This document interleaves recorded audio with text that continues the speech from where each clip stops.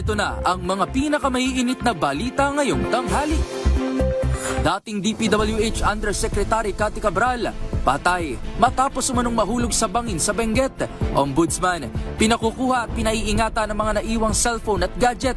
Kontratistang si Sara Diskaya, inaresto ng NBI, sumalang sa pagdinig sa DOJ sa kasong tax evasion. Malakihang rollback sa presyo ng petrolyo, namumuro sa sunod na linggo ayon sa Department of Energy. Sa MBC TV correspondents, binata na nasagi ng truck habang nagja-jogging sa Labrador, Pangasinan, patay. Sa MBC TV Sports, Gilas Pilipinas, umabante na sa SEA Games Men's Basketball Finals. At sa Showbiz Spotted, MMFF Parade of Stars at Music Fest, aarangkada na mamayang 2:00 ng hapon.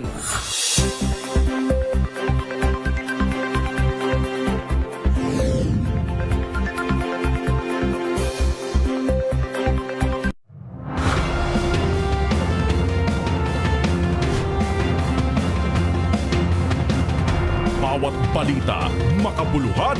Bawat kwento, makapangyarihan. Boses ng Pilipino para sa Pilipino. Live mula sa MBC TV Studio. MBC TV Network News.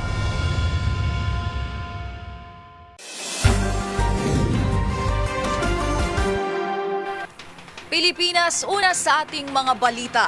Iniatas na ng Office of the Ombudsman ang mabilis na pag-secure sa mga gadget na pagmamay-ari ni dating Public Works Undersecretary Maria Catalina Cabral. Kasunod ito ng kanyang biglang pagpanaw matapos umanong mahulog sa bangin sa Cannon Road sa Benguet kagabi. Una sa balitang yan si Romy Gonzales. Inatasan ng Office of the Ombudsman ang mga otoridad sa lalawigan ng Benguet na kunin at ingatan ng cellphone at iba pang gadgets ni dating DPWH Undersecretary Maria Cathy Cabral. Inutos na ibigay sa mga investigador ang mga gamit ni Cabral. Ang kautusan ng OMB ay kasunod sa pagkamatay ni Cabral matapos matagpuan kagabi sa gilid ng Bued River 20 hanggang 30 metro sa baba ng highway sa Camp 5 Cannon Road, Tuba, Benguet. Idineklarang patay si dating DPWH Cabral dakong alas 12:03 kanina madaling araw ni Dr. Gian Frances Salinas. Kinumpirma ito ng mga otoridad matapos umanong mahulog si Cabral sa Bued River Cannon Road. Sa pahayag ng driver ni Cabral, binabaybay nila ang Cannon Road pababa sa La Union nang bumaba at nagpaiwan si Cabral sa Maramal Camp, Sitio Camp 4. Sumaglit ang driver sa isang gasolinahan at binalikan bandang alas 5 ng hapon, subalit hindi na niya mahagilap ang dating Yusek. Nagpasaklolo ang driver sa mga otoridad at bandang alas 8 kagabi nang matagpuan ang katawan ni Cabral sa gilid ng highway at ang labi niya ngayon ay dinala sa Tranquil Funeral Home sa Irisan sa Baguio City. Para sa MBC TV Network News, ito si Romy Gonzales, una sa Pilipinas, una sa Pilipino.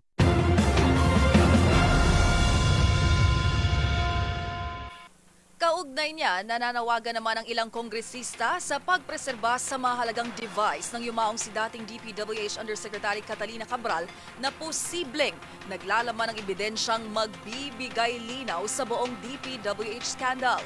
Dahil sa nangyari kay Cabral, dapat na rin umanong protektahan ang mga testigo mula sa posibleng banta sa kanilang buhay. Narito ang report ni Milky Rigunan. Iginiit ng ilang mambabatas na mahalagang ma-preserve ang iniingatan na files at gadgets na naiwan ni dating DPWH Undersecretary Catalina Cabral. Hating gabi ng December 19, kinumpirma ng mga otoridad na pumanaw si Cabral matapos umano siyang mahulog mula sa bangin sa Cannon Road, Tuba, Benguet. Ayon kay Negros Occidental Representative Javi Benitez, ang pag-preserve sa kanyang mga gamit ay magbibigay daan sa malayang makakilos ang mga institusyon upang mailabas ang buong katotohanan sa mga issue at kontrobersya na kinaharap ng DPWH. Sa panig ni Batangas Representative Leandro Leviste, sa nangyari kay Cabral, may pangailangan na protekta ng iba pang mga posibleng testigo mula sa DPWH at ingatan din ang kanilang files files at mga ebidensya na magdidiin sa masangkot sa katiwalian. Anya, kritikal ang seguridad ng mga taong maaring magbigay ng mahalagang impormasyon sa kaso lalo na't wala na si Cabral. Ipinapaabot naman ni Bicol Saro Party List Representative Terry Ridon, chairman ng House Committee on Infrastructure, ang pakikiramay sa pamilya at mamahal sa buhay ni Cabral. Pakiusap ni Ridon, marapat lang na igalang at ibigay natin ang panahong ito sa kanyang pamilya upang makapagluksa at alalahanin ang kanyang buhay at mga naiambag sa serbisyo publiko. Para sa MBC TV Network News, ako si Milky Rigunan, una sa Pilipinas, una sa Pilipino. Kasunod nito, pinaiimbestigahan naman ng The Independent Commission for Infrastructure ang pagkamatay ni dating Public Works Undersecretary Catalina Cabral na iniuugnay sa flood control anomaly. Ayon kay ICI Executive Director Attorney Brian Hosaka, ito'y para masiguro na walang foul play na nangyari.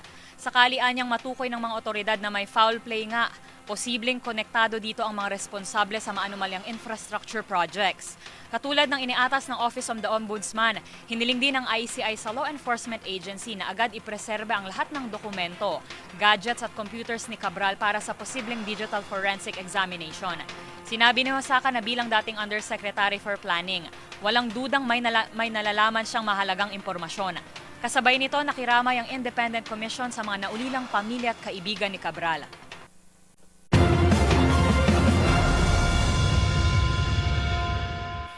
Samantala, sumalang na si Sara Diskaya sa preliminary investigation ng Department of Justice kaugnay ng kaso niyang 7.18 billion tax evasion. Bantay sarado ng mga ahente ng National Bureau of Investigation, naka-bulletproof vest at nakataklob ng maliit na tuwalya ang mukha ni Diskaya nang dumating sa DOJ kaninang alas 9 ng umaga. Sabi sa DZRH ni NBI spokesperson Palmer Malyari, ibinalik muna ang kontratista sa kanilang tanggapan sa Pasay City dahil maagang natapos ang hearing at para na rin sa ilang admin matters. Ililipad si Diskaya pa Cebu mamayang alas 4 ng hapon para iharap siya sa korte at ibalik ang arrest warrant sa Cebu RTC Branch 27. Kaugnay naman ito ng asunto niyang 96.5 million peso ghost infra project sa Davao Occidental. Matatanda ang sinabi ng Korte Suprema na batay sa pamantayan, dapat ipasa sa anti-graft court ng pinakamalapit na judicial region ang corruption-related cases na may kinalaman sa infrastructure projects.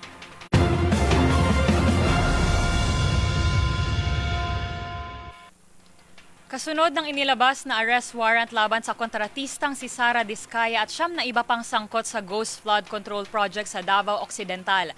Idineploy na ng pambansang pulisya ang kanilang tracker teams upang tugisin ang mga kapwa niya akusado na hindi pa rin natutunton hanggang sa ngayon. Ang mga detalye sa balitang yan, ang tabayanan lang.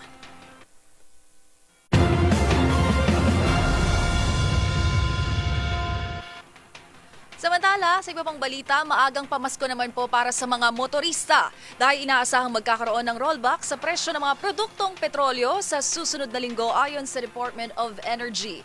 Batay sa 4 na araw na trade monitoring, sinabi ni Department of Energy Oil Industry Management Bureau Assistant Director Rodela Romero na posibleng bumaba ang presyo ng gasolina ng 1 peso 20 centavos kada litro, 1 peso 70 centavos kada litro naman ng diesel at 1 peso 75 centavos sa kada litro ng kerosene.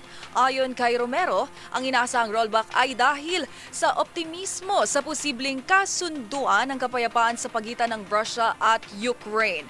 Dagdag pa niya, may sapat na supply pa ng langis sa global market habang nananatiling mababa ang demand. Samantala, sinabi ng DOE na sa pinakahuling price adjustment, tumaabot sa 21.30 pesos ang net increase ng gasolina, 21.65 pesos sa diesel at 6.65 pesos sa kerosene.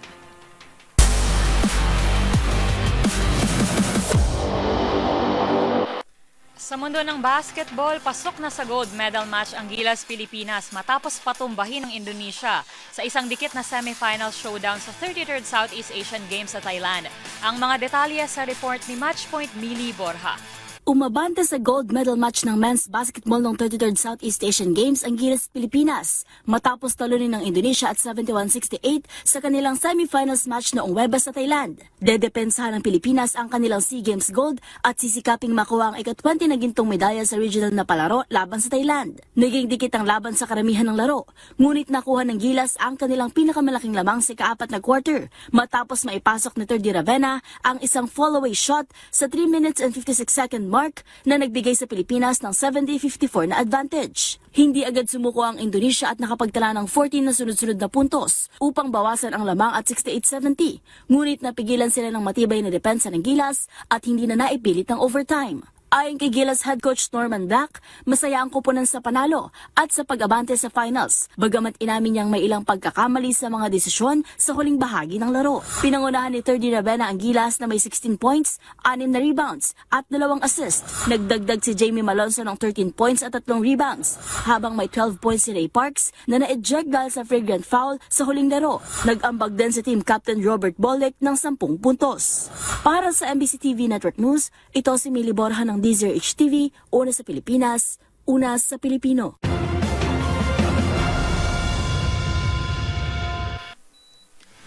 Narito ang mga balitang dapat ninyong abangan. Makasaysayang education budget sa 2026, ipinagpasalamat ni Senador Bam Aquino.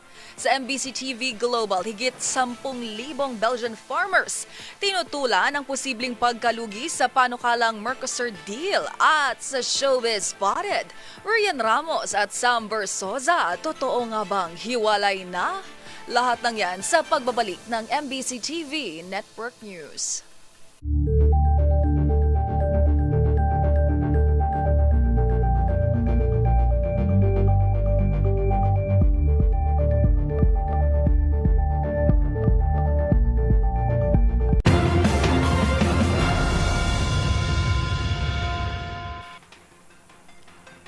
Sa pagpapatuloy ng ating balitaan, malaki naman ang pasasalamat ni Senator Bam Aquino sa Bicameral Conference Committee sa pagkakaloob sa sektor ng edukasyon ng pinakamalaking pondo para sa 2026.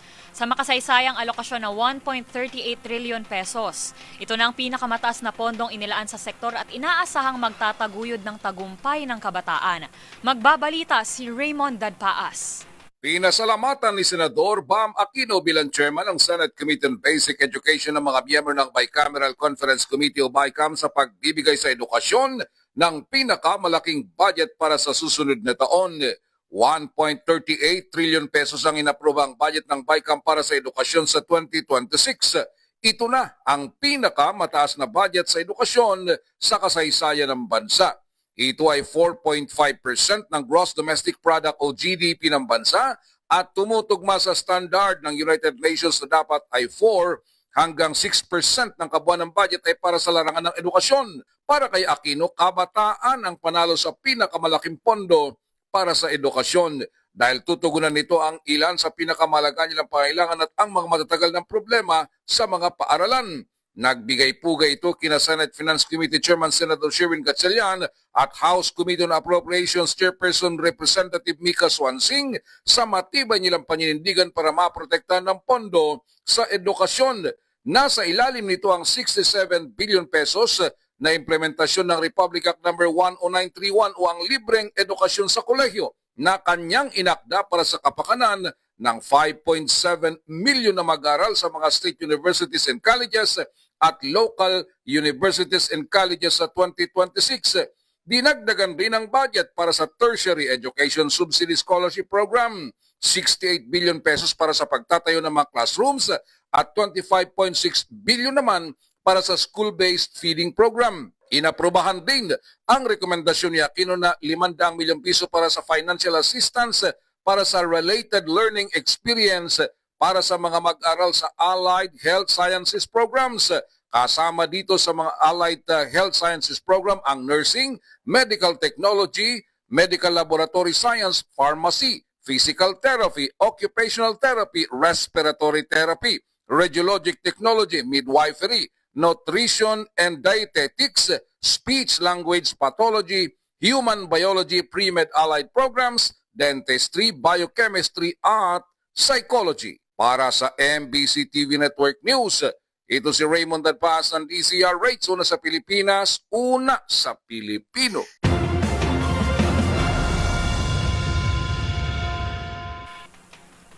Kasunod naman ang inilabas na arrest warrant laban sa kontratistang si Sara Diskaya at 9 na iba pang sangkot sa Ghost Flood Control Project sa Davao Occidental.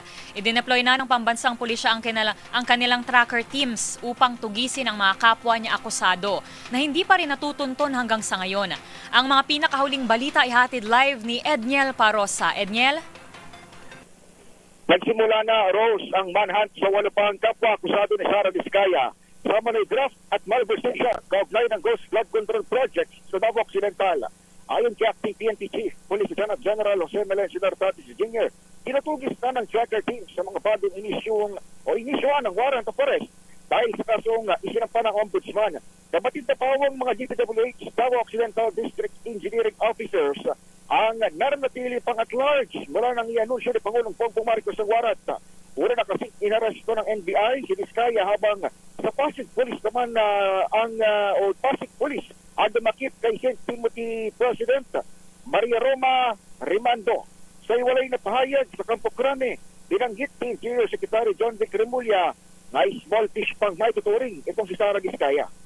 We want to see the bigger fish. It's happening soon. Muling inulit ni Nartates ang panawagan sa mga akusado na gayahin na lamang ang ginawang paglantad sa mag-among Diskaya at Rimando. Gayon din na mapinasya sa mga kaibigan, kaanak at iba pang mahal sa buhay ng mga hinahanap, tigilan ng pagkakanlong sa kanila upang makaiwas dagdag pang demanda. Mula rito sa PNP Headquarters, ako si Edniel Parosa ng DZRH, una sa Pilipinas, una sa Pilipino. Maraming salamat, Edniel Parosa.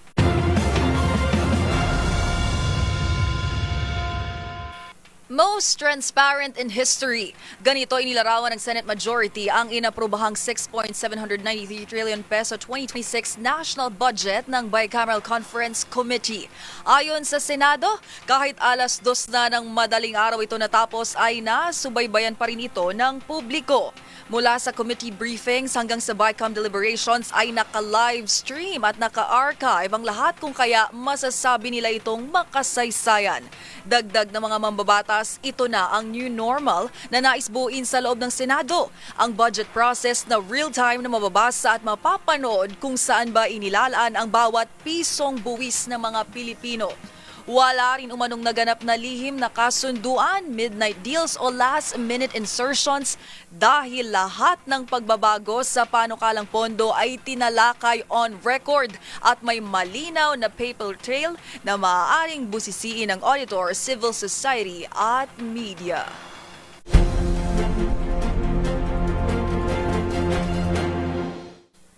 Samantala, simula kahapon, December 18, ipinatupad na ang adjusted train schedule ng Light Rail Transit 1 para bigyang daan ang dagsa ng tao ngayong holiday season. Sa abiso ng Light Rail Manila Corporation o LRMC, extended ng 15 minutes ang last trip ng LRT1 ngayong araw hanggang December 23, na iniurong ng 10:45 p.m. mula sa Dr. Santos Station sa Parañaque, habang 11:00 ng gabi naman mula Fernando Poe Jr. Station sa Quezon City. Maliban sa weekend schedule na aabot lamang ng 10:15 at 10:30 ng gabi. Sa bisperas ng Pasko, maagang magtatapos ang biyahe ng mga tren ng 8:00 at 8:15 at 1 oras na mas maaga sa bisperas naman ng bagong taon.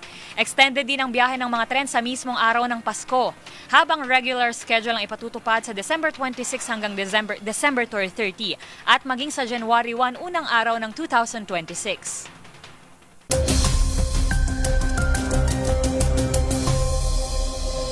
Pilipinas, makakaranas pa rin tayo ng maulap na papawirin at tsansa na mapagulan sa bansa dahil pa rin po sa mga umiiral na weather systems. Una na rito ang hanging amihan na magdadala ng pagulan sa buong Cagayan Valley, Apayao, Kalinga, Mountain Province at Ifugao. Mataas din ang tsansa na kalat-kalat na ulan sa Bicol Region, Eastern Visayas, Aurora at Quezon, dulot naman po ng easterlies. Habang sa Mindanao ay umiral ang Intertropical Convergence Zone o ITCZ na magpapaulan naman sa Caraga, Davao Region at Palawan. Habang dito sa Metro Manila at nalalabing bahagi pa ng bansa ay localized thunderstorms sa maaaring umiral lalo na pagdating sa hapon o gabi. Manatiling umantabay sa update sa Pag-asa at dito lamang po sa DZRH. Ako po si Dustin Bayog ng DZRH TV, una sa Pilipinas, una sa Pilipino.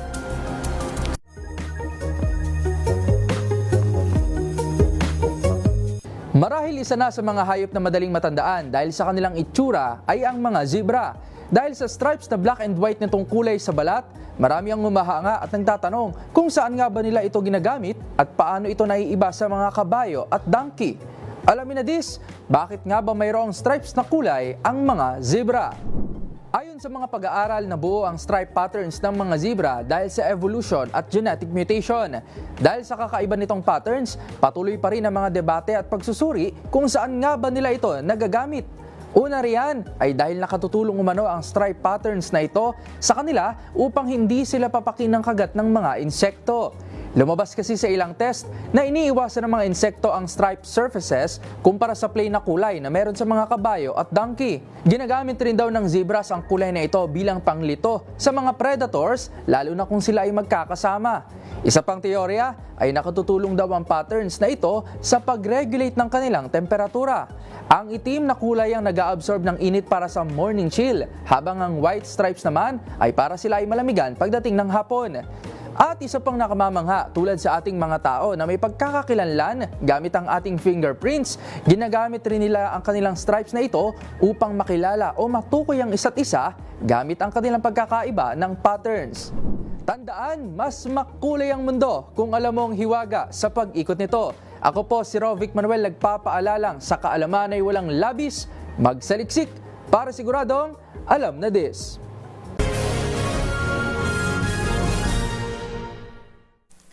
Naging madugo naman ang ikinasang kilos protesta ng libo-libong magsasaka sa Belgium laban sa panukalang Mercosur deal sa pagitan ng European Union at ilang bansa sa South America. Yan at iba pang mga napapanahong balita mula sa iba't ibang panig ng mundo. Sa Global Headlines Report ni James Galange.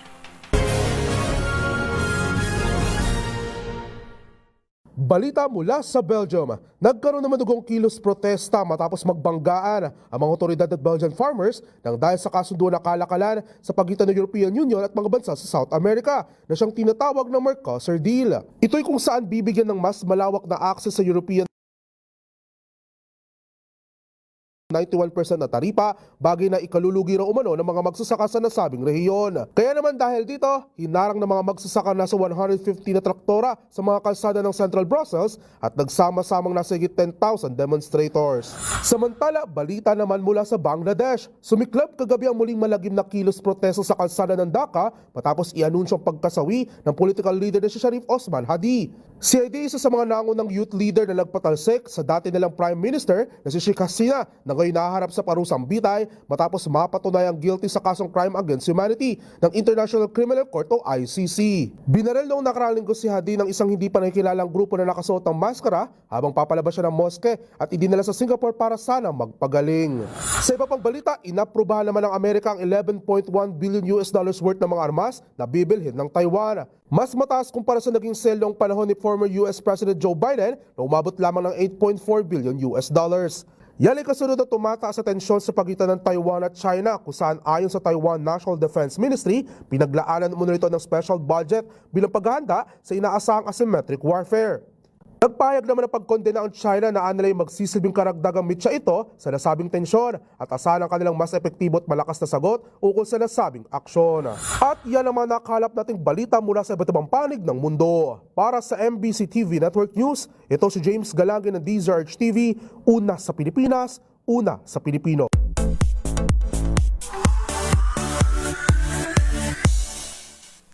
Sa mundo naman ng showbiz, bago matapos ang taon, magkasintahang Rian Ramos at Sam Bersoza iniintrigang nagtapos na ang relasyon at aktres na si Barbie Imperial ay sinugod naman sa ospital. Mga detalye sa showbiz report na ito. Umugong ang haka-hakang on the rocks ang relasyon ng aktres na si Rian Ramos at negosyanteng si Sam Bersoza. Ito'y matapos mapansin ng netizens na in-unfollow nila ang isa't isa sa Instagram. Sa kabila niyan, makikita pa rin naman sa naturang social media accounts ng couple ang kanilang mga picture together. Taong 2022 nang kumpirmahin ng dalawa ang kanilang relasyon. Last August, sinelebrate pa nila ang kanilang 4th anniversary. At noong sumunod na buwan, sumabak pa sila sa Sydney Marathon. Kung matatandaan, noong nagdaang eleksyon, tumakbo bilang mayor ng Maynila si Sam Bersoza. Sa ngayon, wala pang inilabas na pahayag ang dalawa tungkol sa tunay na estado ng kanilang relasyon. Samantala, sa iba pang balita, isinugod naman sa ospital ang aktres na si Barbie Imperial. Sa kanyang Instagram story, makikitang nakasuot ng isang hospital wristband ang aktres at kasunod niyan may shinare itong mental health reminders. Hindi naman idinitalya ni Barbie ang dahilan kung bakit siya na-admit sa ospital.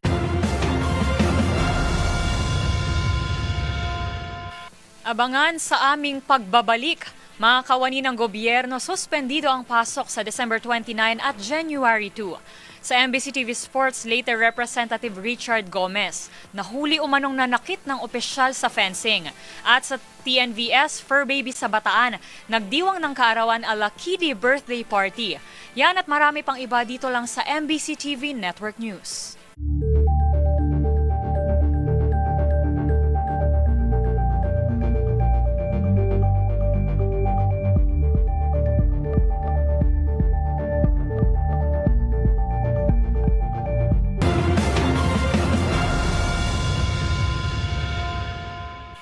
Mas masaya at sulit na ang salubong ng taong 2026 para sa mga kawani ng pamahalaan. Sa memorandum na ilabas ng palasyo, suspendido ang pasok ng gobyerno sa December 29 at January 2 para sa isang linggong holiday break. Yan at ang pahabol na pamasko para sa kapulisan sa report ni Dustin Bayog. Magandang balita para sa bawat kawani ng pamahalaan dahil maaari nyo ng sulitin na pagsalubong ng bagong taon nang ianunsyo ng walang pasok ng palasyo ang December 29 hanggang January 2 ng 2026. Ito ay batay sinilabas ng Memorandum Circular No. 111 ng Malacanang kung saan isang linggo suspendidong pasok sa bawat ahensya ng gobyerno. Ayon sa palasyo, ito ay upang bigyan daan para masulit ang pagsalubong ng mga Pilipino sa bagong taon at magkaroon ng pagkakataon na magbakasyon sa iba't ibang lugar sa bansa. Paglilinaw naman ng memorandum na kailangan operational pa rin ang mga ahensya sa ilalim ng medical services at maging sa preparedness at response agencies. Binibigyan diskresyon naman ng mga pribadong kumpanya kung susunod din ito sa naturang suspension o hindi. Samantala ngayong araw naman nakatagdang ibahagi sa tinatayang higit 200 miyembro ng kapulisan ang kanilang Service Recognition Incentive o SRI. Ito ay nagkakalaga ng 20,000 pesos para sa fiscal year 2025 na pinundo ng higit 4 na bilyong piso. Inaasa makatatanggap nito ang bawat uniform at non-uniform personnel at mga kadete ng Philippine National Police Academy. Matatandaan nilagda ni Pangulong Bongbong Marcos ang Administrative Order No. 40 na layong magbigay ng SRI sa bawat regular, contractual at casual position sa pamahalaan na nagserbisyo ng 4 na buwan at higit pa. Para sa MBC TV Network News, ito si Dustin Bayog ng DZRH TV. Una sa Pilipinas, una sa Pilipino.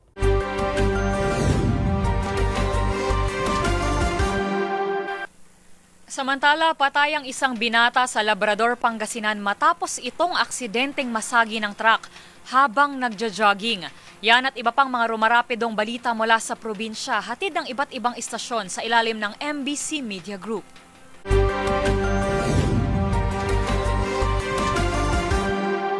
Patay ang isang binata matapos masagi ng truck habang nagja-jogging sa bayan ng Labrador. Naganap ang aksidente sa bahagi ng National Highway sa Barangay Uyong sa nasabing bayan bandang 6:30 ng umaga.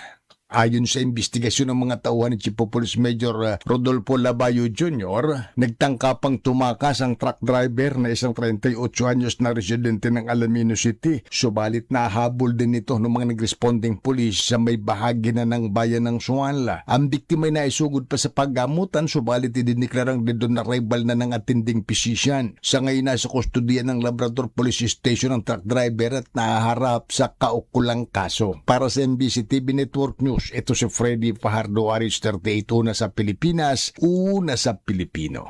Ginawaran ng sertipiko ng papuri o Certificate of Commendation ang lokal na pamahalaan ng Lawang Northern Samar ang isang magsasaka na napag-alamahan isa rin pedicab driver dahil sa pagsasauli nito ng nawawalang bag na naglalaman ng malaking halaga na pera at mamahaling relo. Ito ay si Mr. Publio Narca mula sa Barangay Burabod, Lawang Northern Samar. Binigyan ito ng pagkilala kahapon December 18 dahil sa kanyang pagiging tapat. Maliban sa Certificate of Commendation, binigyan rin ng cash incentive si Mr. Narca ng 5,000 pesos bilang recognition at pasasalamat. Natagpuan ni Mr. Narca ang bag noong December 14 sa Maharlika Highway ng Barangay Rawis, Lawang Northern Samar. Kahit malaking halaga ang laman ng bag, ay hindi ito naudyok na hindi isauli. Ang nasabing bag na post sa Facebook page ng PNP matapos na mag-report sa pulis ang may-ari. Nang makita naman sa Facebook ang post ng kapulisan, si Mr. Nar kaagad nagtungo sa PNP at hindi nagdalawang isip na isauli ang napulot na bag. Umaasa naman ang kapulisan na patuloy na tutularan ang pagiging tapat nito at maging inspirasyon sa buong Lawanganon. Mula sa MBC TV Network News, Arts 34 Jane Galit Pantayan ng DZRH. Una sa Pilipinas, una sa Pilipino. Opisyal nang nanumpa sa tungkulin ang 817 bagong patrolman at patrolume ng Police Regional Office 3 Pro 3 sa Camp Oliva City of San Fernando, Pampanga. Mula sa humigit kumulang 3,000 aplikante, ang mga bagong kasapi ay napili matapos ang mahigpit na proseso ng seleksyon. Ayon kay Regional Director, Police Brigade General Jose Rogelio Piñones Jr., pinili ang mga ito batay sa kanilang potensyal, disiplina at mabuting asal na mahalaga sa isang serbisyo sa publiko. Inaasahan namang maglilingkod ang mga bagong pulis na may buong dedikasyon at sakripisyo upang mapanatili ang kapayapaan at kaayusan sa rehiyon. Para sa MBC TV Network News, RH37, Danny Kubilang. Una sa Pilipinas, una sa Pilipino. Matapos masibak kahapon ang 16 na kapulisan sa Dolores Eastern Samar, pinalitan sila ng mga PNP personnel sa mga karatig na police station. Ito ang sinabi ni Police Captain Lovely Aliza Tagupa Bonifacio, Information Officer ng Eastern Samar Police Provincial Office. Sinibak ang 15 mga pulis kasamang Police Commander ng Dolores Municipal Police Station sa Eastern Samar. Ito ay matapos mag-viral ang photos sa 15 pulis na nag-inuman sa police station. Sinabi naman ni Police Regional Office 8 Information Officer, Police Lieutenant Colonel Analiza Armisa ng Chiba Police na narilib sa pwesto may ranggong Police Captain. Sinibak siya dahil sa command responsibility, kaya umabot sila ng 16 na sinibak. Nabatid noong Disyembre 15 sa taong kasalukuyan nagkaroon ng Christmas party ang kapulisan. Para sa MBC TV Network News, ito si Arts 32 Jimmy Angay-Angay, una sa Pilipinas, una sa Pilipino.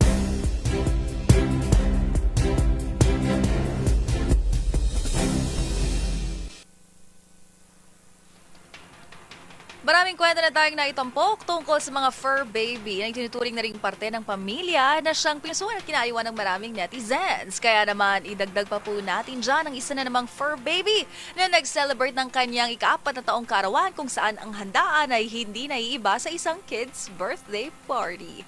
Ang special birthday celebration ni Chopper Pogi. Panoorin sa report ni James Galange.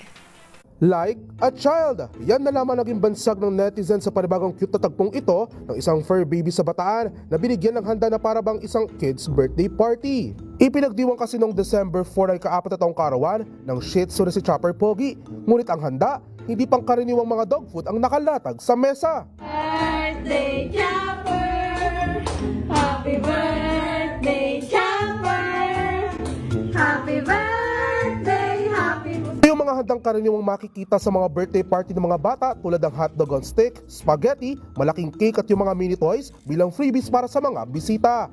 Maririnig din sa video ang pagkanta ng happy birthday song para kay Chopper, bagay na kinagiliwan at pinusuan din ng maraming netizens. Paberong hirit ng ilan, imbis na matuwa naiiyak raw umano ang fur baby dahil ang mga pwedeng pagkain para sa kanya ay wala sa mga nakahanda. Habang may ilan naman nakapansin sa pagiging behave at nagbusin ng pagbati para kay Chopper. Ayon sa fur mom, taon-taon nilang sineselebrate ang karawan ng fur baby na parang isang tunay na bata o anak at hindi lamang parang isang alagang aso. Samantala, umakot ng naturang video na mahigit 110,000 views at higit 12,000 heart reactions sa TikTok. Para sa DZRH TV, ito si James Galange, una sa Pilipinas, una sa Pilipino.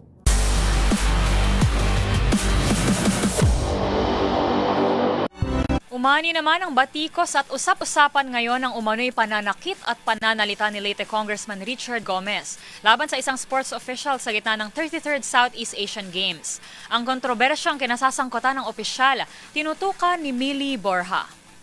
Nasangkot sa isang insidente ng pananakit at pananalita laban sa isang sports official si Leyte Congressman Richard Gomez sa 33rd Southeast Asian Games. Ayon sa isang viral na video, makikitang sinuntok ni Gomez sa likod ng ulo ang Philippine Fencing Association President na si Rene Gacuma matapos ang isang komosyon noong Martes sa unang araw ng fencing competition sa Fashion Island Hall. Matapos ito, nagsumite ng incident report si Gacuma kay Philippine Delegation Chief de Mission, Dr. Raul Canlas, kung saan idinetalye niya ang umano'y marahas na ginawa ni Gomez. Ayon kay Gacuma, hinarap siya ni Gomez na kinutawan ng ika-4 na distrito ng Leyte at isa ring PFA President at Second Vice President ng Philippine Olympic Committee tungkol sa desisyon ng kupunan na ipahinga si Alexa Larrazabal sa Women's Individual AP event. Sinabi ni Gacuma na minura at ininsulto siya ni Gomez habang sinusubukan namang pahupain ang sitwasyon na PFA Director Carlos Angelo Chips Dairit at PFA Administrative Officer Sally Arambulo habang pinapanood ng mga tao sa galeriya ang insidente. Ikinuwento ni Gacuma na matapos matapakan ni Gomez ang kanyang paa at tumalikod na siya upang umalis, sinuntok umano siya ni Gomez sa batok gamit ang kanang kamay. Dagdag pa niya, tumaas ang kanyang blood pressure dahil sa insidente, kaya't nagtungo siya sa medical station. Si Gacuma ay isang senior citizen at may pacemaker matapos sumailalim sa operasyon sa puso. Aniya, muli pa siyang sinigawan at pinagbantaan ni Gomez na sisipain. Pahayag ni Gacuma, kukonsultahin niya ang kanyang legal counsel at maghahain ng kaso. Humilik din siya ng kopya ng CCTV footage ng insidente. Samantala sa panig naman ni Gomez, sinabi niya na iginagalang niya ang desisyon ni Gacuma na magreklamo. Ngunit iaangat din niya ang sinabi niyang emotional bullying na naranasan ni Larrazabal mula sa opisyal ng PFA. Ayon kay Gomez, hindi makatarungan na hindi pinayagang lumaro si Larrazabal na isang atleta na pinaglalaanan ng pondo at panahon para sa kanyang pag-unlad. Dagdag pa nito, kulang umano sa karanasan bilang national athlete ang mga nagdesisyon, kaya nagkamali ito. Si Larrazabal ang number 1 rank AP fencer ng Pilipinas ay pinalitan ni Haniel Abella matapos ang team managers meeting noong Lunes. Ayon sa PFA, ang desisyon ay batay sa rekomendasyon ng coaching staff sa pamumuno ni Rolando Amat Canlas dahil sa umano'y madalas at walang pagpapaalam na pagliban ni Larrazabal sa training, hindi pagsunod sa mga travel requirement at kawalan ng komunikasyon sa mga coach at kakampi. At yan ang mga latest updates sa mundo ng sports. Para sa MBC TV Network News, ito si Mili Borja ng DZRH TV, una sa Pilipinas, una sa Pilipino.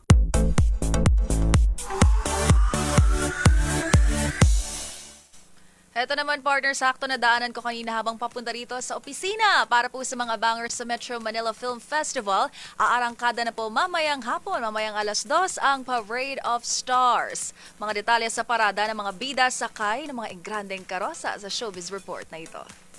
Mamaya na ang inaabangang Parade of Stars ng 51st Metro Manila Film Festival. Batay sa anunsyo, sa ganap na 2:00 ng hapon magsisimula ang programa habang aarangkada ang parada ng mga bida ng 8 pelikulang kalahok sa MMFF 2:45 p.m. Masisilayan ang mga sikat mula Macapagal Boulevard hanggang Circuit Makati. Nasusundan ang Music Fest sa Circuit Makati Open Car Park kung saan kabilang sa mga magtatanghal sina Bamboo, Angeline Quinto at BGYO. Gayon din ang mga dating PBB housemate na sina Mika Salamanca, Brent Manalo at River Joseph. Samantala, tinatayang tatagal naman ng 1 oras at 40 minuto ang 8.4-kilometer parade. Ang 8 pelikulang kalahok sa 51st MMFF ay Call Me Mother, Reconnect, Manila's Finest, Shake, Rattle and Roll Evil Origins, gayon din ang I Am Perfect, Love You So Bad, and Mary at Bar Boys After School. Habang sa December 21 naman, nakatakdang ganapin ang Gabi ng Parangal ng Metro Manila Film Festival.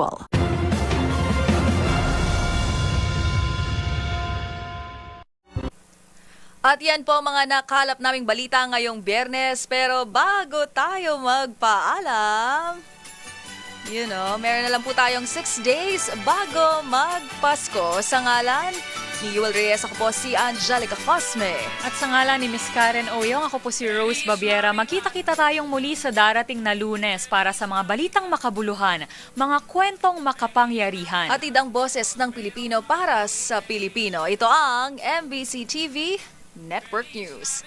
Una sa Pilipinas, una sa Pilipino.